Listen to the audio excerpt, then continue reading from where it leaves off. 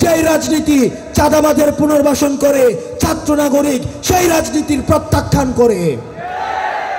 যেখানে চাঁদাবাজি, যেখানে টেন্ডারবাজি, যেখানে ঘুষ বাণিজ্য, নিয়োগ বাণিজ্য, ঠিক সেখানেই ছাত্র নাগরিক থেকে প্রতিবাদ অব্যাহত রাখতে হবে। টেন্ডারবাজি অব্যাহত রয়েছে। যারা চাঁদাবাজ, যারা টেন্ডারবাজ, আমরা আপনাদেরকে সতর্ক করতে চাই, এই চাঁদাবাজ এবং টেন্ডারবাজি হচ্ছে ফ্যাসিস্ট রাষ্ট্র কাঠামোর অংশ। আমরা ফ্যাসিস্ট সরকারকে আমরা বাংলাদেশ থেকে বিতাড়িত করেছি। সুতরাং আপনারা প্রস্তুত হয়ে যান।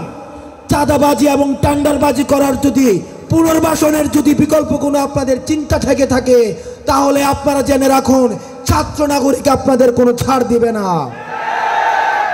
আমাদের দ্বিতীয় স্বাধীনতাকে পুঁজি করে যদি কোনো রাজনৈতিক দল আবার নতুন করে চাঁদাবাজির সংস্কৃতি, টেন্ডারবাজির সংস্কৃতি, দুর্নীতির সংস্কৃতি, ঘুষের সংস্কৃতির আবার পুনর্বাসন করতে চায়, আমরা আপনাদেরকে বলতে চাই, এই ছাত্র নাগরিক যেই রাজনীতি চাঁদাবাজের পুনর্বাসন করে, ছাত্র নাগরিক সেই রাজনীতির প্রত্যাখ্যান করে।